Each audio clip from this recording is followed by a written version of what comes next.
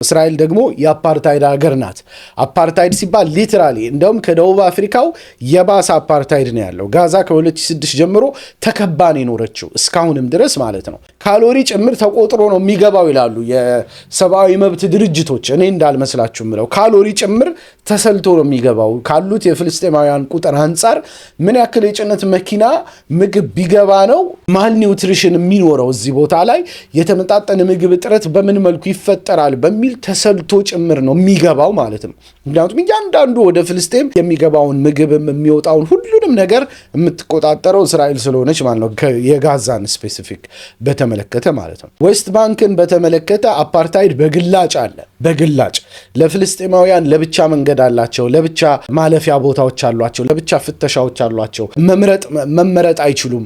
ምንም አይነት የዜጋ እንትን የላቸውም። ለፍልስጤማውያኑ መንደርና ለሌላው መንደር የሚመጣ የውሃ አቅርቦት ምን ለየብቻ ነው። ሁለቱም ኮምፕሊትሊ አፓርታይድ የሚባለው ነገር በግላጭ ይፈጸማል። ቤታቸው በየጊዜው ይወሰድባቸዋል። ይህንን ሄዳችሁ ካሁን ቀደም በተለያዩ የተሰራ ነው አልጀዚራ ላይ ምናምን ብትገቡ ነፍ ነገር ነው የምታገኙት። ይሄ ዝም ብሎ አሉባልታ አይደለም ማመጣላችሁ፣ በግላጭ የሚታወቅ በመረጃ የተወሰደ ነው። አፓርታይድ ያሉት የሰብአዊ መብት ድርጅቶች ናቸው፣ እኔ አይደለሁም እንዳልመስላችሁ። ያውም ከበርካታ ዓመታት በፊት የተወሰኑ ምሳሌዎችን እንመልከት። አምነስቲ ኢንተርናሽናል ፌብሩዋሪ 2022 ባወጣው ሪፖርት ምን ይላል? Our report reveals the true extent of Israel's apartheid regime. የኛ ሪፖርታችን የእስራኤል አፓርታይድ ምን ያክል የከፋ መሆኑን ያሳያል። Whether they live in Gaza, East Jerusalem and the rest of the West Bank, በዌስት ባንክ የትኛውም ቦታ በጋዛም በምንም ያሉት ይላል or Israel itself ወይም ደግሞ በእስራኤል ምድር ውስጥ የሚኖሩት ፍልስጤማውያን ጭምር ይላሉ are treated as an inferior racial group and systematically deprived of their rights. እንደ ዝቅተኛ ፍጡር እንደ ዝቅተኛ ዘር ተደርገው ይቆጠራሉ።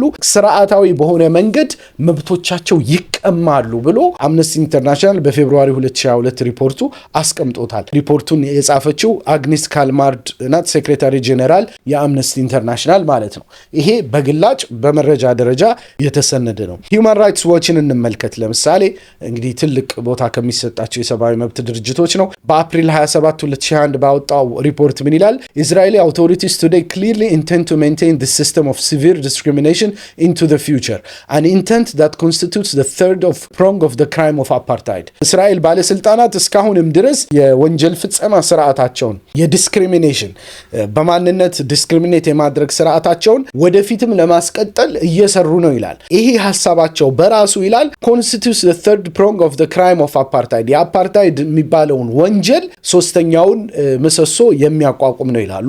አፓርታይድ ዲፋይን ከተደረጉበት ነገሮች ሶስተኛው ይሄ ነው ብለው ያስቀምጡታል። ኬኔት ሮትን የጻፈው በ2021 ኤግዚኪቲቭ ዳይሬክተር ነበር የሂውማን ራይትስ ዋች ማለት ነው። እሺ እነዚህ የአውሮፓ ናቸው ግድ የለም አጋኖ ሊሆን ይችላል የምንል ከሆነ የራሳቸው የእስራኤላውያን ሰብአዊ መብት ድርጅቶች የሚሉትን እንውሰድ።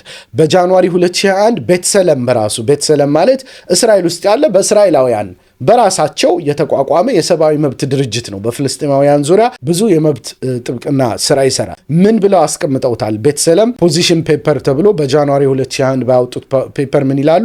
The entire area between the Mediterranean Sea and the Jordan River is organized under a single principle, advancing and cementing the supremacy of one group, Jews over another, Palestinians. በሜዲትራኒያን ባህርና በዮርዳኖስ ወንዝ መካከል ባለው ቦታ ውስጥ ያለው አስተዳደር ስሚንቶ የተቦካው በአንድ ነገር ላይ ነው ይላሉ። ያ ነገር ምንድን ይላሉ? አይሁዳውያንን በፍልስጤማውያን ላይ የበላይነት በማረጋገጥ ላይ ነው የተመሰረተው ይላሉ። A regime that uses laws, practices and organized violence to cement the supremacy of one group over another is an apartheid regime. ከዛ በኋላ ዴፊኒሽን ያስቀምጣሉ። ምን ይላሉ?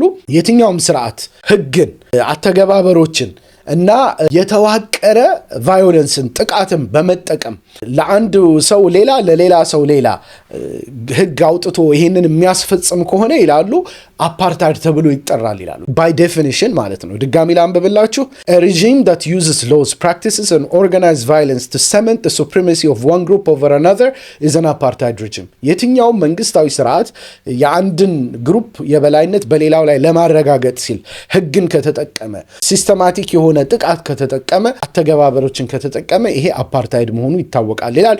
ቤተሰለም ያወጣው ነው፣ ራሳቸው እስራኤላውያን ያወጡት ነው። ይሄ ፖዚሽን ፔፐር በጃንዋሪ 2021 ሄዳችሁ ልታዩት ትችላላችሁ፣ ልታመሳክሩ ትችላላችሁ።